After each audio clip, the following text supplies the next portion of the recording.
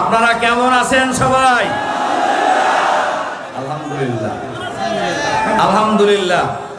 সংগ্রামী ভাই এবং বন্ধুগণ,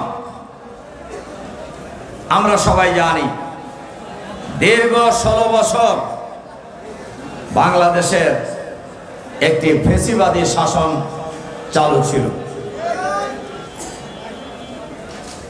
এবং এই ফ্যাসিবাদী শাসন চালু হয়েছিল 2006 সালের 28শে অক্টোবর পল্টন হত্যাকাণ্ডের মধ্য দিয়ে। এই ফ্যাসিবাদী শাসন চালু হয়েছে 9/11-এর ঘটনার মধ্য দিয়ে। এই ফ্যাসিবাদী শাসন চালু করার জন্যই 2008 সালে যে নির্বাচন হয়েছিল, এই নির্বাচন হয়েছিল মঈনুদ্দিন ফখরুদ্দিন আর শেখ হাসিনা এবং ভারতীয় গোয়েন্দা সংস্থা রয়ের ত্রিপক্ষীয় ষড়যন্ত্রের সমঝোতার নির্বাচন।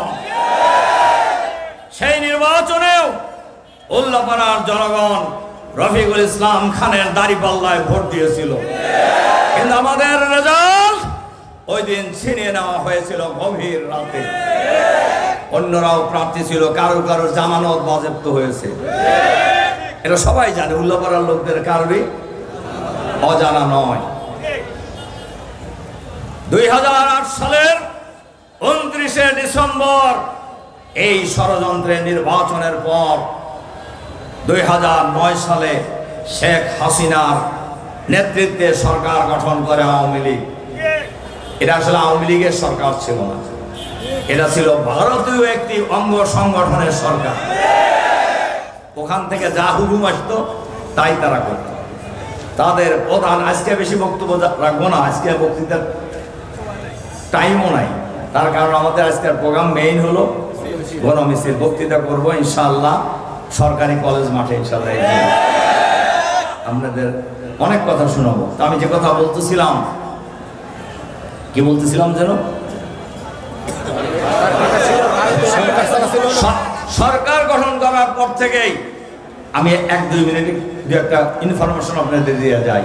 তাদের প্রধান টার্গেট ছিল জামাত ইসলামীকে নির্মূল করা, যার কারণেই জামাত ইসলামের তদানীন্তনামের দুর্নীতিমুক্ত মন্ত্রী, সফল মন্ত্রী, এই উপমহাদেশের অন্যতম প্রধান রাজনীতিবিদ, এই উপমহাদেশের অন্যতম প্রধান আলেম মাওলানা মতিউর রহমান নিজামী সহ আল্লামা দেলোয়ার হোসেন সাইদি সহ জামাতের 11 জন নেতাকে ফাঁসিতে ঝুলিয়ে হত্যা করা হয়েছে। কাউকে জেলখানায় নির্মমভাবে হত্যা করা হয়েছে এবং জামাত শিবিরের হাজার হাজার লাখ লাখ নেতা কর্মীকে এদিকে তাকান, দাড়িপাল্লার কি বলো রাখে, দাড়িপাল্লা নিয়ে উনি বলছেন ওনার বিরুদ্ধে যদি অন্য কোনো অভিযোগ না থাকে আজকের মধ্যে আজহারুল ইসলামকে মুক্তি দিতে হবে। এবং আপনারা দেখেছেন ওনার পরের দিনে উনি সকালবেলা মুক্তি পেয়েছেন। এজন্য আজকের এই সমাবেশে আমরা বলবো, এই বিচার কাজের সাথে যারা জড়িত ছিলেন, বিচারপতি, প্রসিকিউশন, তদন্ত কর্মকর্তা এবং শিক্ষা, এমনকি মিথ্যা সাক্ষীদাতা, সবাইকে গ্রেফতার করে বিচারের আওতায় আনতে হবে, কারণ তারা হলো খুনি। এরপরে তারা শাপলা চত্বরে বাংলাদেশের কওমি লাইনের আলেম ওলামাদের উপর গণহত্যা চালিয়েছে। এ হত্যারও বিচার করতে হবে। সর্বশেষ তারা জুলাই বিপ্লবে, এই জুলাই আন্দোলন শুরু হয়েছিল ছাত্রদের কোটা বিরোধী আন্দোলন, কোটা সংস্কারের আন্দোলন।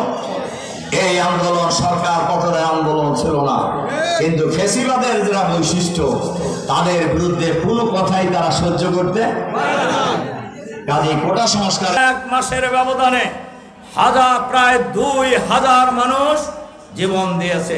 প্রথমে আন্দোলন ছিল ছাত্রদের, কিন্তু শেষ পর্যায়ে রাজনীতিবিদ কৃষক, রিক্সাওয়ালা, ঠেলাওয়ালা, ভ্যানওয়ালা, ফুটপাতের দোকানদার, বিশ্ববিদ্যালয়ের শিক্ষক, কর্মকর্তা, ছাত্র ছাত্রী, এমনকি সেনা পরিবারের সদস্যরা রাজপথে হাসিনার পদত্যাগের দাবিতে আন্দোলনে নেমেছিল।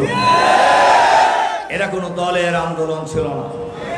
এ কারণে এই বিপ্লবে যারা শহীদ হয়েছে, যারা জীবন দিয়েছে, আজকের এই প্রথম বিপ্লবের শাহাদাত বার্ষিকীতে আমি এই বীর শহীদদেরকে আমি স্মরণ করছি এবং সরকারের কাছে আহ্বান জানাচ্ছি। আমি এর আগে অনেক মিটিংয়ে আহ্বান জানিয়েছি, জুলাই বিপ্লবে যারা জীবন দিয়েছেন এদেরকে জাতীয় বীর হিসাবে ঘোষণা করতে হবে। যাদের রক্তের বিনিময়ে, যাদের জীবনের বিনিময়ে বাংলাদেশের মানুষ ফ্যাসিবাদ মুক্ত হয়েছে। আলহামদুলিল্লাহ, আলহামদুলিল্লাহ। সংগ্রামী ভাই এবং বন্ধুগণ, সরকারের কাছে আমরা তাদের ব্যাপারে বলেছি, যে সকল পরিবারে শহীদ হয়েছে প্রত্যেক পরিবারের একজন করে যোগ্যতা অনুযায়ী সরকারি চাকরিতে নিয়োগ করতে হবে। 2 নম্বর আমরা বলেছি সরকারি হিসাবে 28,000 আর সাধারণ হিসাবে 35,000 লোক এই বিপ্লবে আহত হয়েছে। এই আহতদের পুনর্বাসনের ব্যবস্থা করতে হবে। আপনারা চান না এটা? চাই। সংগ্রামী ভাই এবং বন্ধুগণ, আপনারা জানেন ইতিমধ্যে শেখ হাসিনার গণহত্যার নির্দেশের ভিডিও সকল মিডিয়ায় প্রকাশিত হয়েছে। তিনি বলেছিলেন এই আন্দোলন জামাত শিবিরের আন্দোলন, সুতরাং যেখানে পাও গুলি করো। কিন্তু আমরা কোনো সময় দাবি করি নাই এই আন্দোলন আমরাই খালি করছি, আমরা এই আন্দোলন খুব দাবি করি নাই। শুধু তাই নয়, বাংলাদেশ জামাত ইসলামী এই শহীদদেরকে নিয়েও আমরা কোনো রাজনীতি করি নাই। আমরা বলেছি যারাই শহীদ হয়েছে সবাই আমাদের, সবাই দেশের জন্য। যার কারণে জামাতের পক্ষ থেকে প্রত্যেক পরিবারকে তাৎক্ষণিকভাবে 2 লক্ষ করে টাকা আমরা সহযোগিতা করেছি। আহতদের চিকিৎসার আমরা ব্যবস্থা করেছি, যেটা সরকারও পারে নাই, যেটা সরকারও পারেনি, যেটা জামাত করেছে বাংলাদেশে। আজ থেকে 54 বছর আগে বাংলাদেশ স্বাধীন হয়েছে, কিন্তু মুক্তিযুদ্ধের আজ পর্যন্ত কোনো ইতিহাস রচনা কোন সরকার করে নাই। কতজন লোক মারা গেছে এই ইতিহাস কেউ লেখে নাই। কেন লেখেন নাই? কিন্তু বাংলাদেশ জামাত ইসলামী এই জুলাই বিপ্লবে যারা শহীদ হয়েছে ইতিমধ্যেই তাদের ঠিকানা সহ কোন ঘটনায় কিভাবে শহীদ হয়েছে আমরা প্রায় 14 খণ্ড বই বের করেছি। অনেকেই বলেছেন এই বইয়ের মরক উন্মোচন অনুষ্ঠানে যারা 54 বছরে কেউ করতে পারে নাই, জামাত 2 মাসের ব্যবধানে এই কাজটা করেছে। জামাতের পক্ষে এটা সম্ভব, জামাতের পক্ষে এটা সম্ভব। জামাত এটা করেছে। যে কথা বলতেছিলাম, আমরা এই জুলাই বিপ্লবে যারা জীবন দিয়েছেন, রক্ত দিয়েছেন, আমরা শেখ হাসিনাকে পদত্যাগ করে পালিয়ে যেতে বাধ্য হয়েছে। এই কৃতিত্ব কোনো দলের না, এই কৃতিত্ব হলো বাংলাদেশের সকল শ্রেণী পেশার মানুষের। এই আন্দোলন ছিল সার্বজনীন আন্দোলন, যে আন্দোলনে 5 বছরের শিশু থেকে 80 বছরের বিরুদ্ধে জীবন দিয়েছে। সুতরাং এই আন্দোলন ছিল সার্বজনীন আন্দোলন। এই আন্দোলন ছিল দেশবাসীকে ফ্যাসিবাদ মুক্ত করার আন্দোলন। এই আন্দোলন ছিল বাংলাদেশে ভারতের তাবেদার তাড়ানোর আন্দোলন। এই আন্দোলন সফল হওয়ার মধ্য দিয়ে বাংলাদেশের মানুষ প্রমাণ করে দিয়েছে, ভারতের জুজুবুরির ভয় দেখিয়ে বাংলাদেশের মানুষকে যারা ঘুম পাড়িয়ে রেখে দুর্নীতি করেছে, সন্ত্রাস করেছে, ভারতের কোন রাজনীতি বাংলাদেশে চলবে না। ওই সময় একদল স্লোগান দিত, জামাত শিবির বাংলা ছাড়, বুঝতো না? আবার দেখি এখন আবার আর এক দল বেরোইছে একই কথা কয়। তাহলে তারা আর এদের মধ্যে পার্থক্য কি? কোনো পার্থক্য আছে?